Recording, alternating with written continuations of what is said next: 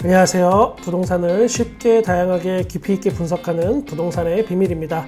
요즘 집값이 몇 억씩 떨어진다는 기사가 많은데 도대체 얼마나 떨어진 건지 간단하게 한번 정리해 드리겠습니다. 지역에 따라서 그리고 아파트 가격에 따라서 이 몇 억씩 떨어졌다는 다 다르기 때문에 1억이 떨어졌다, 5억이 떨어졌다 이런 거는 사실 큰 의미 없습니다. 일단 아파트 가격이 하락했다면 기준점부터 잡아야 합니다. 그 기준점은 직전 거래된 실거래가의 최고가를 그 기준으로 잡아야 됩니다. 그게 뻥튀기가 된 것이든 아니면 특수한 거래 상황이든 가장 높은 가격을 기준으로 삼고 거기에서 몇 프로 떨어진 것인가를 판단하면 정확합니다. 결론부터 말씀드리면 서울의 일반적인 아파트, 그러니까 구축이든 신축이든 평균적으로 20% 정도 하락했다라고 판단하시면 아마 무난할 겁니다. 작년 이맘때가 서울 아파트 가격의 최고 정점인 곳이 상당히 많습니다.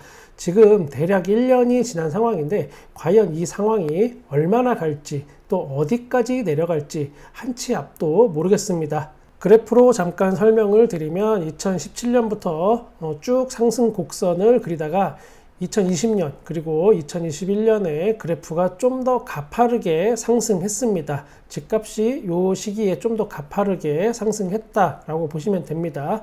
2018년쯤에는 일반적인 공인중개사들이 지금이 아파트 가격의 정점이다 라고 판단한 적이 있습니다. 강한 규제가 있었고 이때는 이건 그래도 소득 대비 너무 비싼데 라고 생각하는 부동산 아저씨 아줌마들이 많았다는 겁니다.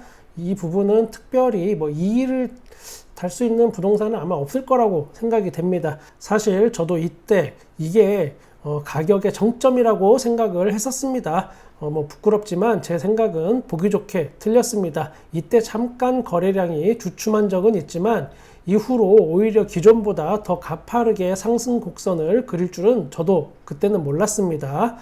부동산 그래프를 이해하실 때 중요한 게 거래량을 같이 봐야 한다는 겁니다. 2020년과 2021년 초까지는 거래량이 엄청 많았습니다. 그런데 이 이후에 거래량이 갑자기 팍 줄어들었습니다.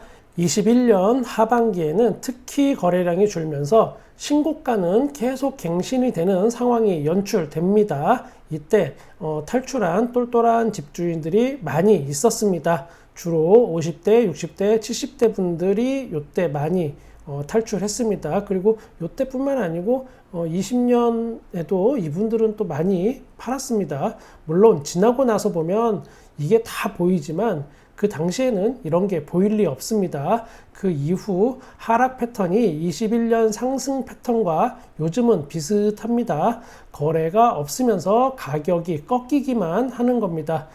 집주인 입장에서 이 그래프를 이해한다면 가장 무서운 상황이 연출되고 있다라고 생각을 할 겁니다. 그런데 이거를 이해하는 집주인이 아직은 많지는 않습니다. 이 그래프가 굉장히 무서운 건데 제가 체감을 하고 있는 비율로 한번 말씀을 드리겠습니다. 제가 서울에서 N년차 역세권 아파트를 전문적으로 중개하고 부동산을 운영하고 있으면서 이 집주인들과 많은 상담을 하면서 제가 느끼는 체감입니다. 올해 초에는 일시적인 가격 조정일 뿐이고 곧 가격이 제자리로 찾을 거다라고 생각하는 집주인이 한 90% 정도 됐습니다. 대부분이 이렇게 생각한 거죠. 10% 정도만이 이거 이상한데 출구 전략을 찾아야겠다 이런 생각을 했습니다. 지금 22년 하반기가 되면서 일시적인 현상이라고 믿고 있는 집주인들이 많이 줄긴 했지만 제 개인적인 체감으로는 아직도 70% 정도는 된다고 생각합니다. 아직도 집주인들 중에 3분의 2 정도는 가격이 제자리를 찾을 거다라고 심하게 자기 세뇌를 하는 걸로 저는 느껴집니다. 이 제자리라는 뜻이 뭐냐면 기존에 최고가를 찍은 그 가격을 말하는 겁니다. 제자리는 기존 실거래가 최고가. 이 현상을 저도 많이 상담하지만 제가 뭐라고 정의를 해야 할지는 저도 잘 모르겠습니다. 얼마 전에 기사를 보면 이런 제목의 기사들이 있었습니다. 시세 자꾸 떨어지는 집주인들 몇 년 기다리는 게 낫겠다. 매물 회수. 아파트 안 판다 마음 바뀐 집주인들 하루 새 매물 6,000건 증발. 이 기사에 나오는 분들이 생각하는 논리는 기존에 내가 집을 6억에 주고 샀다가 몇 년 만에 6억 집이 갑자기 15억 정도가 됐었습니다. 최고가가 거기 찍었습니다. 그런데 지금은 12억 정도로 내려온 상황이라고 대부분의 상황이라고 저는 생각하는데, 이렇게 일단 가정을 해보겠습니다. 그러면 이분들이 생각하는 논리는 6억 주고 샀는데 지금 12억에 됐으니까 플러스 6억의 시세 차익을 봤다고 생각하는 분들이 아니고, 마이너스 3억, 그러니까 15억인데 지금 12억이 됐으니까 내가 3억을 손해봤다 라고 생각해서 굉장히 분하고 억울한 상황인 겁니다. 그래서 12억에 파느니 그냥 가지고 있으면 나중에 다시 이분들이 말하는 제자리로 돌아오고 그때 15억에 다시 팔겠다라는 논리입니다.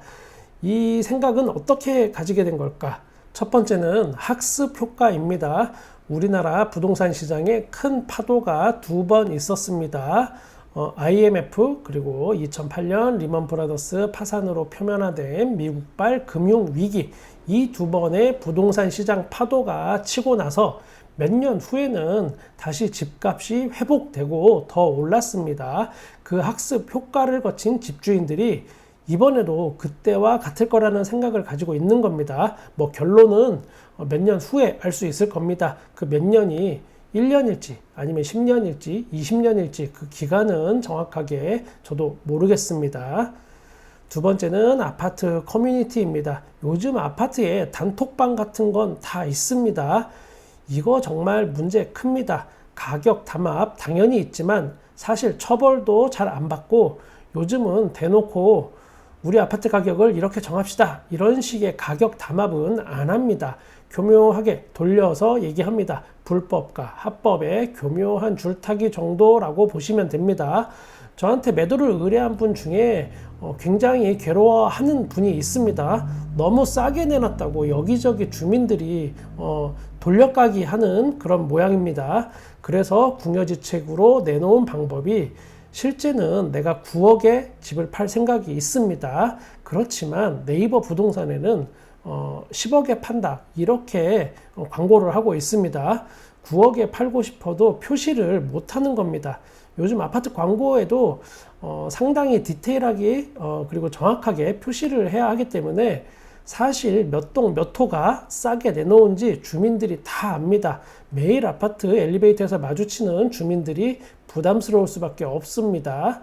내가 시세보다 싸게 9억에 팔고 싶어도 9억에 판다고 광고 못하는 상황이 실제 벌어지는 겁니다. 여러분이 막상 아파트 사려고 돌아다녀 보니까 실제로는 그대로인데 뭐 이렇게 느끼시는 분들이 있는데, 그 이유가 바로 이런 겁니다. 요즘 적극적으로 탈출하는 집주인들이 있습니다. 이거 비밀인데. 아직 이게 유행한 거는 아닙니다. 유행까지는 안 됐습니다. 그래서 많은 집주인들이 하는 건 아닙니다. 기존에는 만약에 돈이 필요한데 집이 안 팔리게 된다, 잘 안 나간다 그러면 꼭 싸게 파는 방법이 아니더라도 가장 흔히 하는 방법 중에 그 집을 전세로 돌려놓고 그 전세금을 유용해서 뭐 다른 데 잔금을 치르던지 급한 돈을 썼습니다. 그런데 요즘 급매 중에는 수단과 방법 가리지 않고 일단 급급매로 집을 던져버리는 경우가 상당히 많습니다. 그리고 본인은 다시 전세로 들어갑니다. 무주택자가 다시 되는 겁니다. 물론 주전세는 기존에도 있었지만 꼭 주전세가 아니더라도 일단 팔고 버는 겁니다. 즉 이분들의 판단은 지금보다 30%에서 50% 정도까지는 더 하락을 할 거고, 그때 바닥 확인되면 그 다음에 다시 집을 산다라는 계획입니다. 말 나온 김에 주전세란 무엇인가, 왜 요즘 주전세가 다시 늘어나고 있는가 한번 알아보겠습니다. 매매가가 10억, 전세가가 6억 정도 하는 요 정도 시세인 아파트가 있다고 가정해 보겠습니다. 이 아파트에 실제 주인이 살고 있습니다. 집주인은 앞으로 가격이 떨어질 거라고 예상을 합니다. 그래서 집을 팔려고 합니다. 그런데 집을 팔면 당장 살 곳이 필요한데 그냥 나 여기서 그냥 계속 살고 싶습니다. 그래서 그런 방법을 택합니다. 갭 투자에 관심이 있는 사람이 또 있습니다. 근데 이 갭 투자자는 3억 정도의 여유 자금밖에 없습니다. 이 집을 마음에 드는데 갭 투자하려면 4억이 필요한데 돈이 모자릅니다. 이때 서로 합의를 이런 식으로 하면 원하는 답을 얻을 수 있습니다.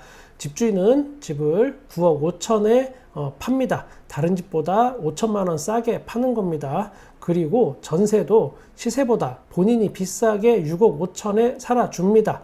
그러면 9억 5천에 6억 5천 이렇게 빼기를 하면 3억의 차익으로 이분은 이제 갭 투자를 할 수 있는 겁니다. 양쪽에 서로 이해관계가 맞아 떨어지는 그런 순간입니다. 단 부동산 전망에 대해서는 서로 생각이 다릅니다. 집을 판 집주인은 앞으로 부동산이 하락할 것이다 라는 예측을 하는 거고, 갭 투자를 하는 사람은 부동산이 앞으로 상승할 것이다, 지금보다 집값이 오를 거다 라고 판단하는 겁니다. 지금은 이게 유행하는 타이밍은 아닙니다. 워낙 매수세가 지금 현재 집을 살려는 사람이 없기 때문에 이게 많지는 않지만 이런 집들이 많이 늘어난다, 하나둘씩 늘어난다 그러면 그 동네 부동산 시장에 이상한 기류가 느껴진다라고 보시면 되는 겁니다. 어찌되었건 규제지역 풀린다고 무조건 집을 거두는 집주인들이 늘어난다는 기사, 비싸게 나중에 팔겠다는 기사, 글쎄요, 저는 그러다 후회할 텐데 라는 게 제 속마음입니다. 저도 많이 틀려본 사람이라서 뭐라고 단정 짓기는 상당히 어렵지만 이것도 몇 달 지켜보면 답이 나오지 않을까 싶습니다. 제가 잘 추적해서 여러분께 업데이트 해드리도록 하겠습니다. 구독과 좋아요 감사합니다. 부동산의 비밀이었습니다.